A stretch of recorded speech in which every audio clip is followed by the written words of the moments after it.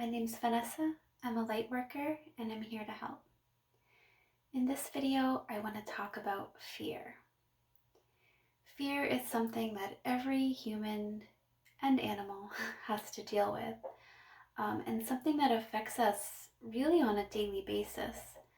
So we have small fears, like maybe we're going to say the wrong thing in front of someone, or we could be embarrassed by walking out of the bathroom with toilet paper on our foot or something like that.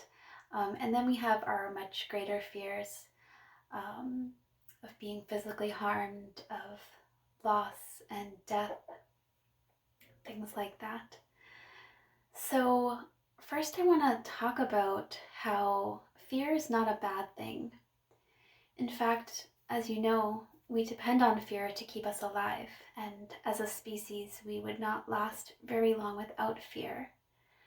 But just like any other emotion, we need to be in control of the fear and not let the fear be in control of us. And there are a few different things that we can do to accomplish this. So before I even get into what to do when you are dealing with the pain, the fear, I want to mention that fear, just like any other emotion, is an energy, and whatever frequency and vibration that we are on, we are attracting. So if we are on a vibration that is going to attract fear, then we're going to attract fear. This is going to be coming into our lives. And one of the biggest things that I see now in society that is affecting us in a really negative way is the news. And I just want to mention to you that the news is owned, and the news is a business. They want to attract viewers. They have competitive stations and things like that. And marketing has known for a very long time that fear sells. Sex sells and fear sells. So, think about a commercial that you might see, like, oh, are you feeling bad about yourself? Are you overweight? Take this. It's putting fearful thoughts and thoughts that you don't want to do this, so be this. You don't want to be this, so buy this. And the news really is a business. And I wish it weren't so. I wish it was just a public service, giving us just the information that we've needed. But it is not. So I just want you to be aware of that information. I'm not going to get into ownership, who owns which news station and things like that, but there are majority holders and things like that. So the news, fear sells, and that is one of the things they focus on. That's why you often don't hear, very much good news. They do put it in there here and there. But if you are a person that is constantly watching the news, and I want you to ask yourself why it is exactly that you're doing that. Because a lot of times we think that we are preparing. So the more information that we have, we are going to use this information to protect ourselves. But really, this isn't true past a certain point. So maybe, my suggestion honestly would be to cut way back on the news. And yes, you do need to have some idea of what's going on. But honestly, the news is the same thing over and over again for the most part every day, especially now during the pandemic. And it is really, really fear-driven. And when we are consuming things that are fear-driven, whether it's the music that we listen to, the people that we are around, the things that we are discussing with other people, the things that we're watching, that's all the things that we're consuming. And those things are making us a vibrational match to whatever those things are. So if you don't want to be full of fear, then don't consume fear-based things constantly as a part of your daily diet. So that's number one. Also, the foods that we eat have a major impact on our emotions, whether we're not getting vitamins or just the sugars, if we're having an excess of sugars and things like that. Science is now on board to say that, the microbiome, the gut bacteria in our stomachs act as a second brain, and they are constantly sending information to our brain. Back and forth, there's a communication going, and the things that you eat actually have the power to turn on and off genes inside of your body for diseases, disorders, and things like that. So what you eat is also playing a major role in your mood and your thoughts. So what you're consuming on a mental level, and also nutritionally what you're consuming. So now I want to talk about what do we do when we are feeling the fear. So fear is not bad. It is giving us information as to what we do not want. It is a resistance to a future possible happening.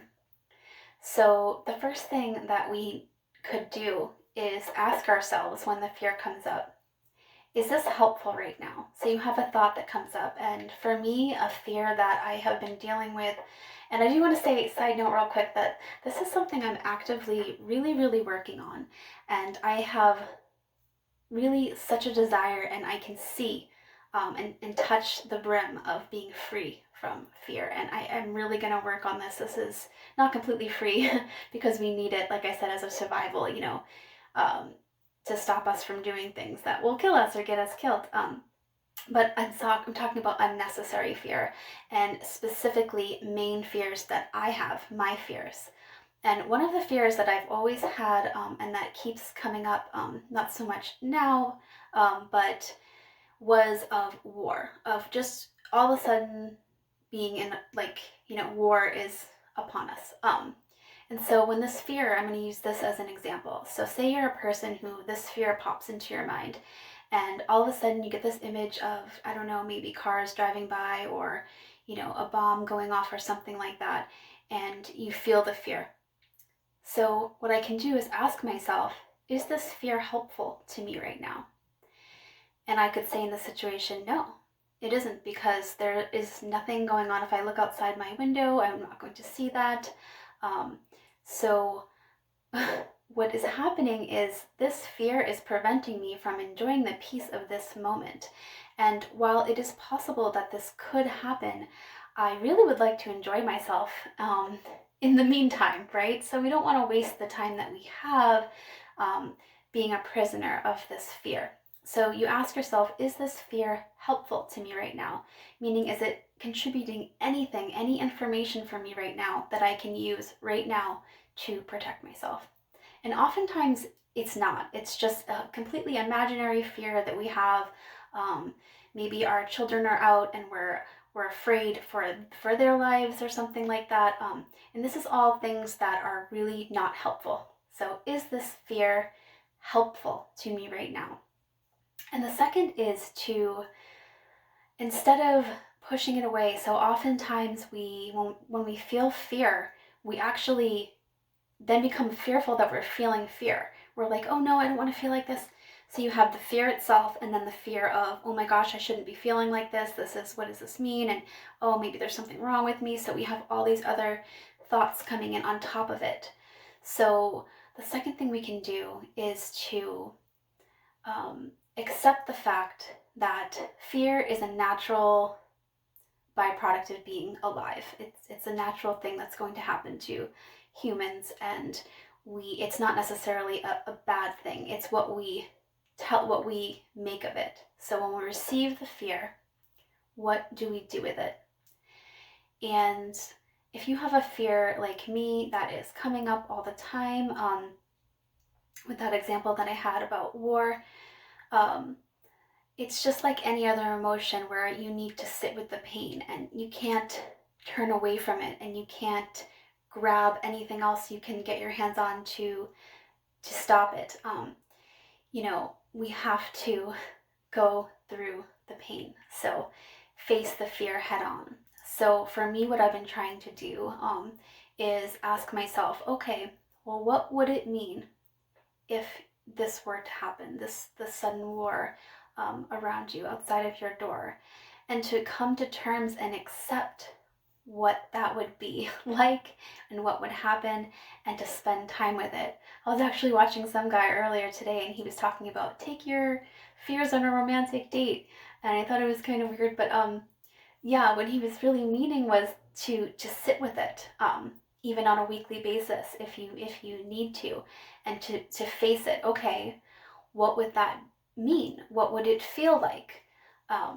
And because what happens is when you face your fears, face any emotion, and you don't hide it and suppress it, because when you do that, it's not actually gone anywhere. It's stored in our emotional body. So the only way out of pain is through it. The only way out of fear is through it, and also through awareness that this is a thought, this isn't real. Of course, there are things that could be real, like you might realize that someone's following you, and that is a good example of good fear. Like, okay, wow, there's a person following me, and maybe what corrective action can I do to protect myself right now? But oftentimes these fears are completely just not something that's even in our presence at all, and this is when fear completely takes over in a negative way.